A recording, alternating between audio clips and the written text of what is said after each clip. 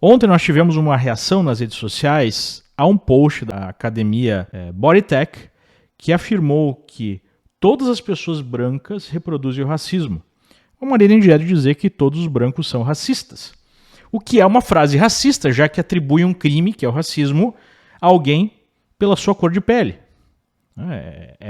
Digamos assim, a essência do racismo é esse tipo de raciocínio. Mas por que nós estamos vendo cada vez mais empresas, outros órgãos, outras pessoas com esse tipo de discurso de ódio, né? Esse discurso venenoso? Isso aí é derivado de algo que foi criado aqui nos Estados Unidos chamado teoria racial crítica. A teoria racial crítica, por sua vez, é derivada da teoria crítica lá da escola de Frankfurt. A teoria crítica foi desenvolvida por teóricos marxistas que buscavam uma nova forma de impor as suas ideias comunistas na sociedade através de uma guerra cultural. Ou seja, ao invés de impor o comunismo através de uma revolta armada, né, dos proletários, você teria que desconstruir a sociedade capitalista, na visão deles, através da crítica sistemática a tudo de ruim que há nessa sociedade. Nós sabemos que qualquer organização social, qualquer época humana, né, vai ter problemas. Nenhuma sociedade é perfeita, não existe paraíso na Terra. Mas então eles passam a criticar a diferença de remuneração entre as pessoas, o crime que existe, a infelicidade maior que existe entre alguns. Qualquer relação de desigualdade é então extravasada e demonstrada como exemplo de como a sociedade é perversa. E evoluiu então essa teoria crítica para chegar à questão racial, né? Especialmente alimentada nos Estados Unidos por uma divisão muito maior que existe entre negros e brancos do que efetivamente existe na sociedade brasileira. E aí você tem a lógica, né, da opressão sistemática e que deveria ser resolvida através da destruição da estrutura social vigente para a criação de uma nova realidade mais igualitária, e aí entra a manifestação de desejo de revolucionar a sociedade para fins nobres. A gente já sabe como isso terminou no passado, né? Da mesma forma, a Revolução Russa também queria recriar uma nova sociedade pautada pela igualdade entre os homens e não pela exploração de classes, e produziu e continua a produzir milhões e milhões de mortes, um nível jamais visto de totalitarismo e de fim dos direitos individuais.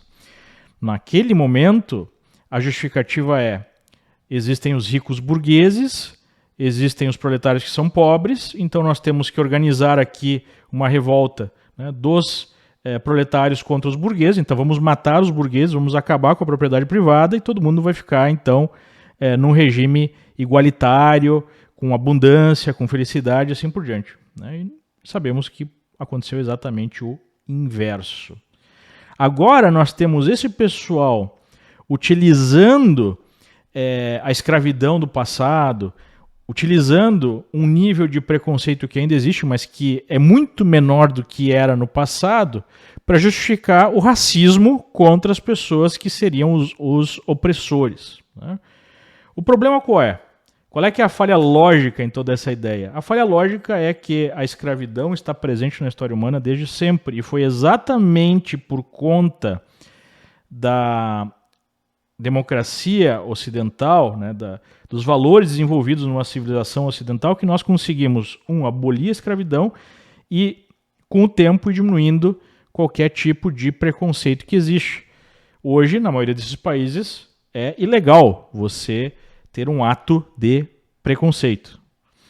Então esse pessoal quer jogar, né, a água da banheira fora com o bebê dentro, e sugere que através da concentração de poder político, e hoje, tendo aí as grandes corporações como aliadas, a concentração também de poder econômico, você vai conseguir produzir uma reengenharia social para acabar com esses problemas, quando na verdade esses problemas só vão aumentar. Por quê? Nós somos seres tribais.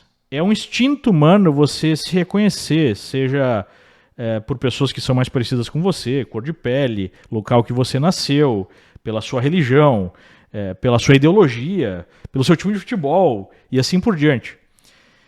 A maneira de você diminuir esse tribalismo, esse preconceito, é exacerbar o que você tem de igual e não aquilo que você tem de diferente.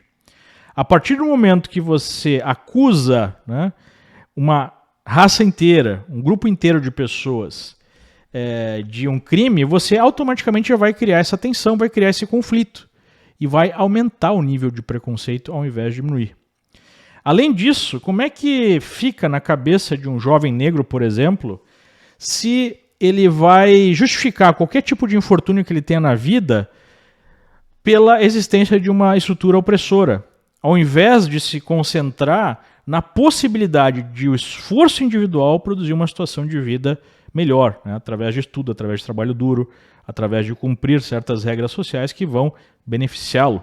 Ao invés disso, você tem que ser um revolucionário, você tem que defender, por exemplo, o fim da polícia, o fim das leis, você tem que defender aí ideias cada vez mais agressivas e revolucionárias para chegar a algum lugar.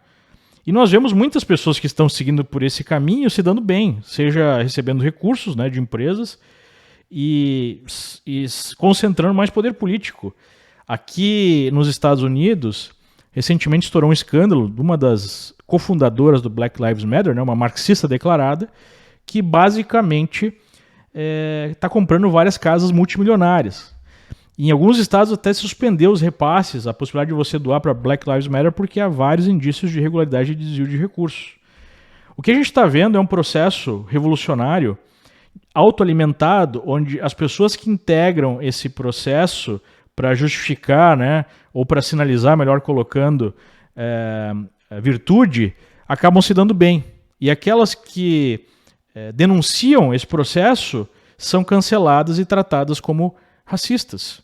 Foi assim que nós tivemos regimes como o nazista e outros se impondo. A gente está vendo novamente a emergência de uma mentalidade totalitária nas pessoas, que envolvem não o debate de ideias, não a identificação, né, de, através da discussão, da conversa, chegar ao meio do caminho nos diversos temas em pessoas de diferentes visões políticas, a imposição à força de uma visão específica, porque essa é a visão virtuosa e a visão correta. E se você não concorda, você deve ser esmagado, você deve ser preso, você deve ser censurado, você deve ser calado, de qualquer forma, né? E obviamente que o processo ele é alimentado hoje pelas próprias grandes corporações que estão desenvolvendo uma filosofia woke. Então as corporações passam não a ser uma instituição ou instituições que devem criar soluções para a sociedade, vender as soluções pelo menor preço possível e ter competição para se chegar à melhor solução e atingir o maior número possível de pessoas, para instituições que geram algum tipo de mudança social. E aí você tem a junção de entes de poder econômico com entes com poder político, virando a mesma coisa, trabalhando aí com uma conexão simbiótica. E isso é extremamente perigoso, porque você tem basicamente um regime fascista, como eu já falei aqui em outras oportunidades. E aí você tem uma empresa que segue, né, esses ideais, e quando as pessoas se sentem ultrajadas, como muitos clientes e até colaboradores da academia se sentiram, a empresa segue aquela mesma postura. Por quê? Porque vai ganhar pontos ESG. E aí vai ser mais fácil para conseguir recursos no mercado. Vai ser bem mais visto aí pela imprensa, né, pelos influenciadores e pelo próprio mercado. E aí você segue aí um ciclo autoalimentado, porque quem não segue essa lógica vai ser tirado do jogo. E isso é extremamente perigoso. E nós vemos esse tema racial, que hoje está envenenando o tecido social, sendo utilizado, né, para um outro alvo da esquerda. Nesse final de semana a gente teve uma missa sendo invadida por extremistas de esquerda, liderados por um vereador do PT e outras pessoas com bandeiras comunistas, para, supostamente, segundo eles, fazer um protesto contra o racismo, chamando os fiéis de fascistas e racistas.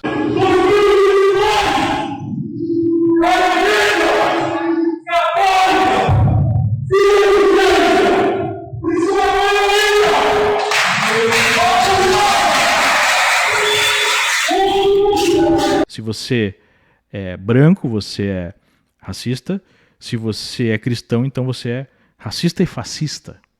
E isso é crime, porque há liberdade religiosa no Brasil.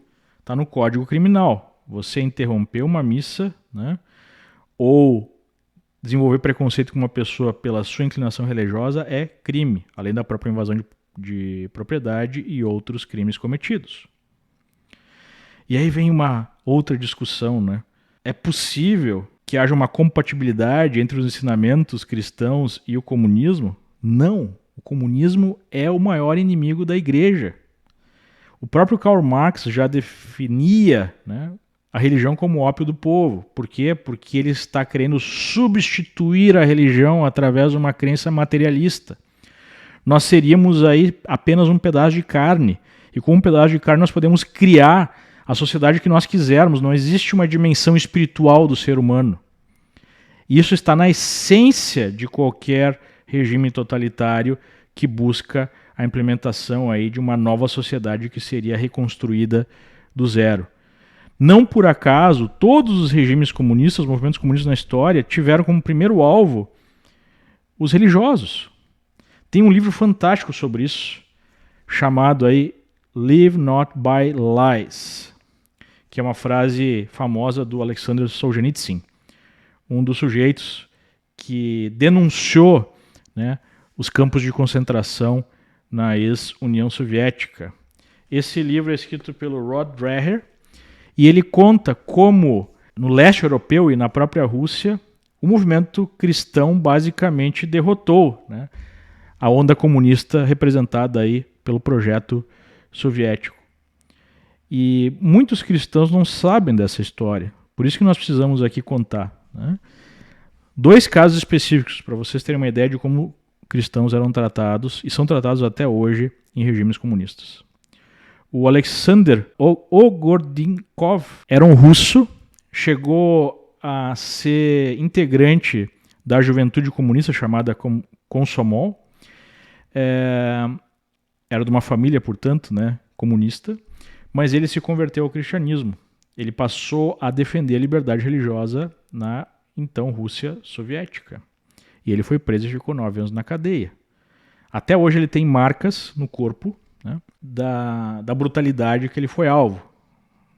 Foi torturado, enfim, dezenas de vezes. E ele conta, né, talvez a passagem mais marcante, assim, a mais chocante, que um guarda, numa das prisões que ele ficou, contou que, num determinado momento, policiais da KGB é a polícia secreta, né, a polícia política, pegou 20 padres que estavam lá presos, colocou numa fileira e fez um teste. Eles fizeram, né, um teste do quanto esses sujeitos eram fiéis à igreja, fiéis à sua crença.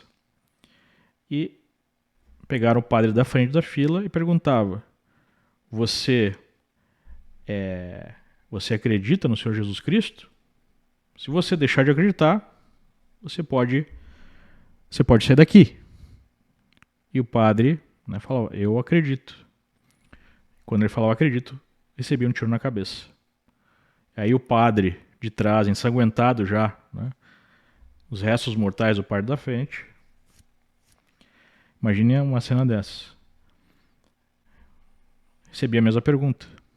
E assim por diante. E mataram todos os padres dessa forma.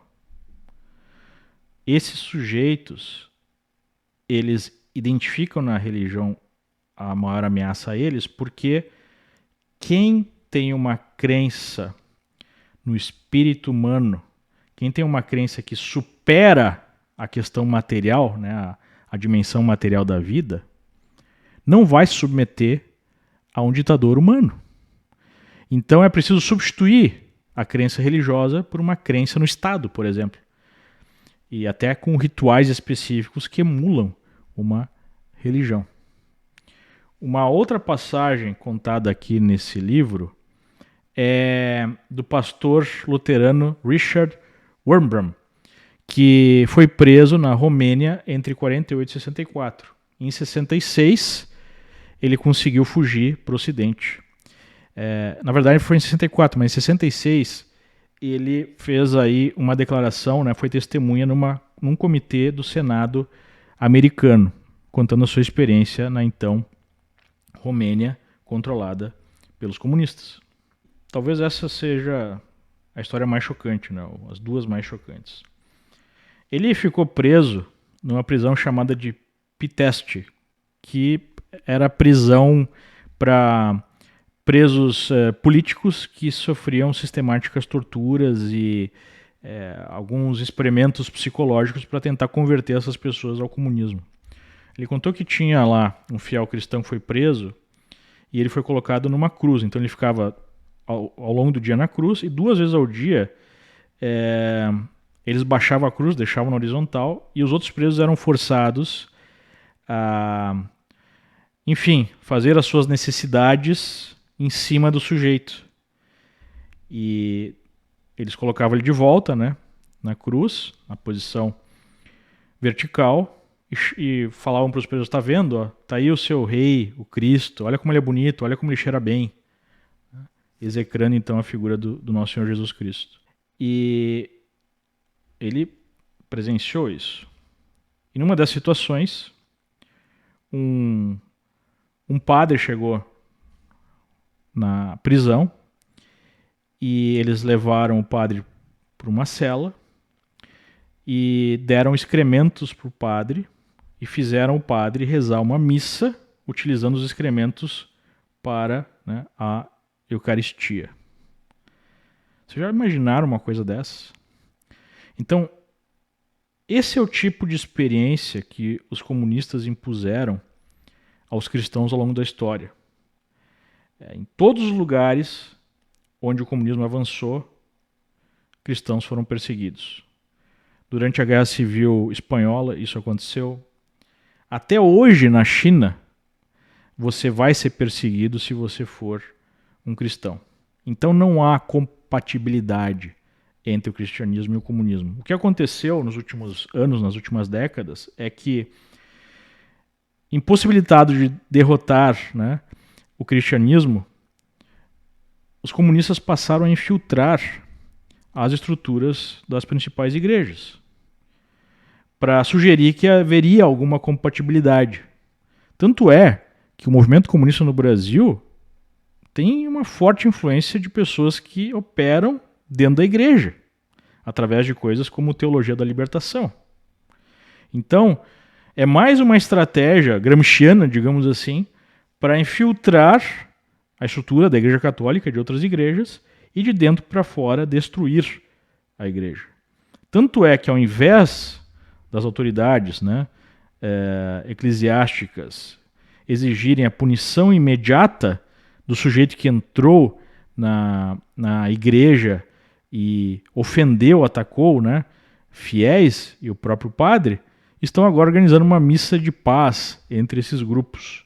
Ou seja, você está convidando novos atos de agressão. E há não pouco tempo atrás nós já vimos no Chile igrejas sendo queimadas, sendo destruídas por esse pessoal. O que aconteceu também no Canadá, o que aconteceu na França e assim por diante. Infelizmente, nós estamos atravessando uma nova onda totalitária no mundo. E apenas mais pessoas com um nível de consciência sobre isso e que produzam uma oposição a esse movimento, a essa onda, podem impedir o pior.